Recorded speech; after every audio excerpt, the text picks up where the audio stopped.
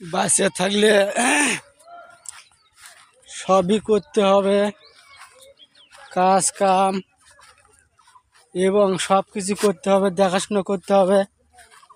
ধান না আবাদ করলে কি খাবো, সেজন্য ধানের ভেঙে যাইতাছি, দেখি ধানের কি খবর এবং পানি টানি ঠিক মতন আছে কিনা সেটা তো দেখতে হবে।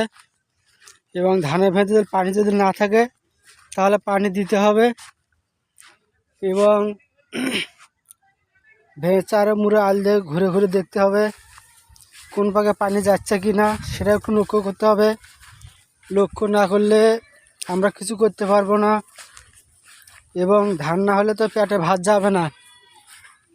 এই যে আমাদের এটা ধানের ভেউ, ইনশাল্লাহ দেওয়া ধানের অবস্থাশালী মোটামুটি ভালোই হয়েছে। ওপরে আল্লাহর ইচ্ছা, যা করবে আল্লাহ করবে। আমরা মানুষ মাত্র একটা ওসিলা, চেষ্টা করব যাতে আমরা ফসলটা ভালোভাবে করতে পারি এবং খাইতে পারি। সেই জন্য এই যে ভেড় কোচারে মুড়োগুলোতে বেড়ে বেড়াচ্ছি, যে দেখি কোন পাকে পানি যায় কি না, সেগুলো দিকে লক্ষ্য রাখতে হবে। তো ভালো থাকবেন দর্শক ভাইরা।